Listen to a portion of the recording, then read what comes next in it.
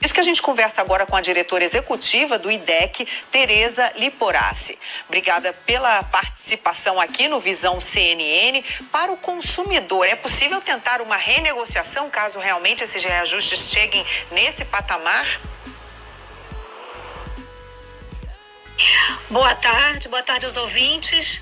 A nossa orientação é que, no primeiro momento, os consumidores chequem se os boletos estão chegando de forma correta. Para isso, a gente disponibilizou essa calculadora no site do IDEC. Agora, enquanto esse assunto não se desenrola e a gente aguarda, a decisão da Justiça, nós orientamos os consumidores, sim, a tentar negociar diretamente com seus planos, as operadoras de plano de saúde. São consumidores que muitas vezes são leais aos seus planos por mais de uma década, por 20 anos, pagaram esses planos por tantos anos e agora, no momento que eles mais precisam de uma maior vulnerabilidade diante dessa pandemia, diante de crise financeira, eles recebem boletos com aumentos que chegam a 50%.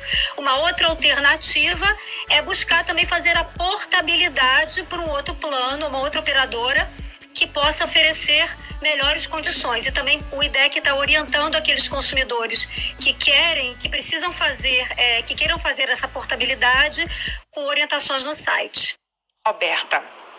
Quais os planos serão os maiores impactados? De fato, serão os coletivos, pelo que vocês têm observado?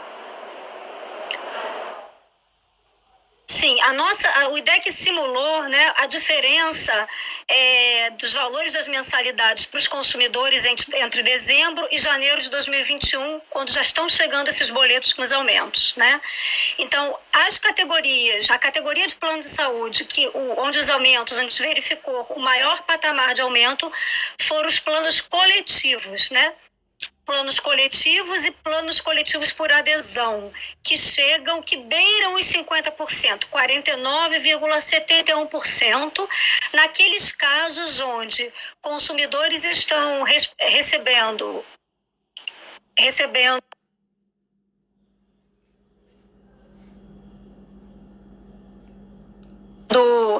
reajustes relativos essa recomposição e mais reajustes por faixa etária, por mudança de faixa etária. Esse consumidor que, por exemplo, teve um aumento de faixa etária, ou deveria ter tido um aumento de faixa etária no ano passado, que foi suspenso pelo período de 4 meses e está sendo agora recomposto, mais o reajuste relativo a 2020, soma esse patamar de 50% nas mensalidades, o que é uma situação completamente de desequilíbrio para os consumidores e que estão nessa situação de muita vulnerabilidade.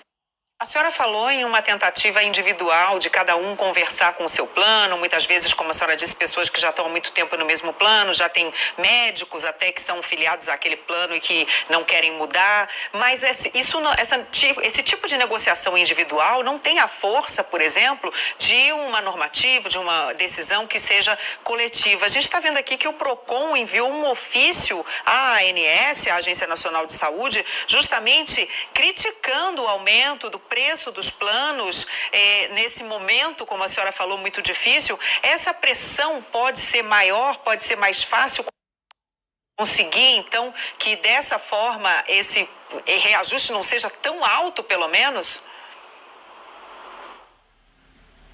Sim, o que a gente precisa deixar claro aqui, nós que trabalhamos com a defesa do consumidor e que iremos lutar até o final nesse assunto, provocando o Poder Judiciário, é preciso ficar claro que a ANS, ela pode sim regular planos coletivos. A lei de criação da agência dá esse poder. Ela determina que a ANS pode ditar políticas de preço e reajuste, sem distinguir entre planos coletivos e individuais.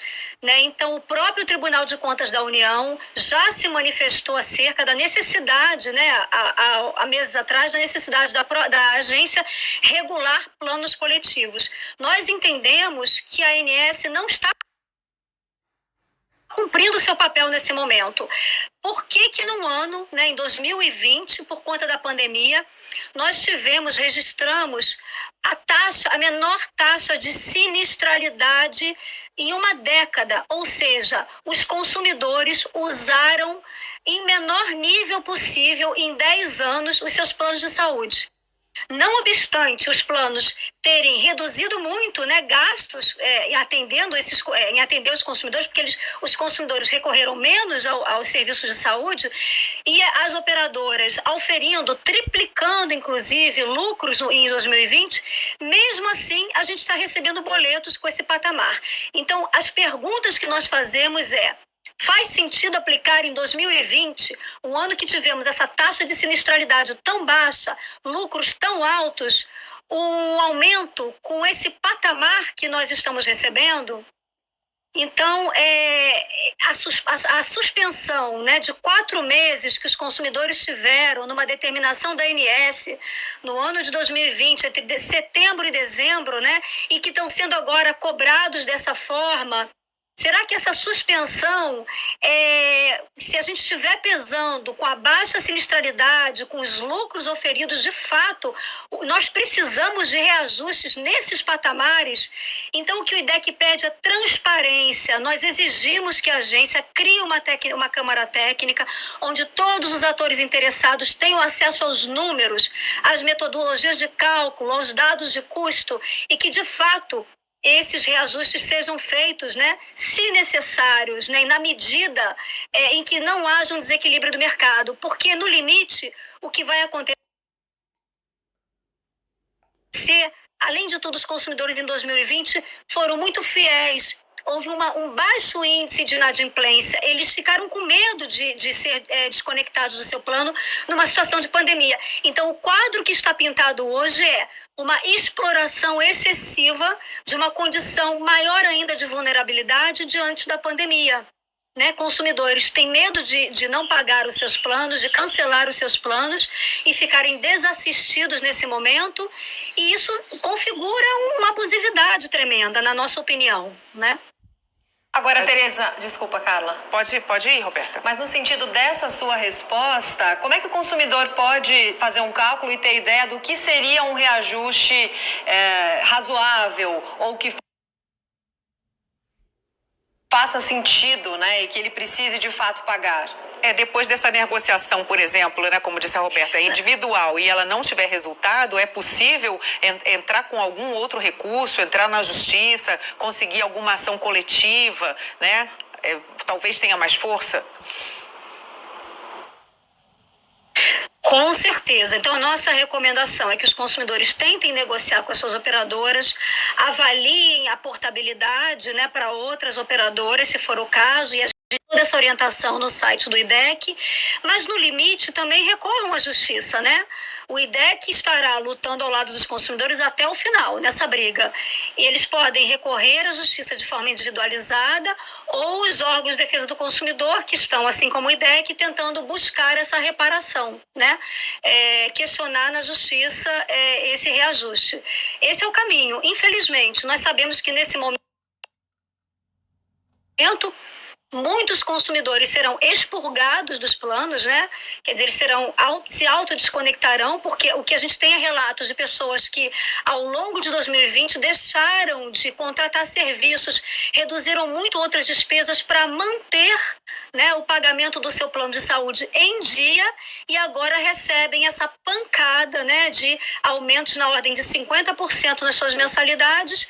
E realmente não há outra saída, né? Se a operadora não negociar, se a agência não ditar, né, não conter esse patamar, não rever essas medidas, só nos resta a justiça. Então, no âmbito coletivo, nós estamos tentando uma ação que vai beneficiar todos os consumidores, mas isso não quer dizer que cada consumidor individualmente também não possa recorrer ao Poder Judiciário.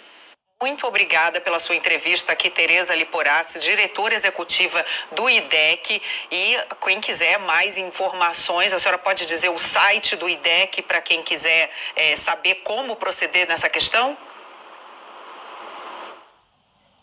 Sim, o IDEC é uma associação de consumidores. O site é o www.idec.org.br e nós organizamos todas as informações que são úteis para os consumidores tomarem as melhores decisões nesse momento. Muito obrigada. Uma boa tarde. Obrigada por participar aqui no Visão CNN. Obrigada. Boa tarde a todos.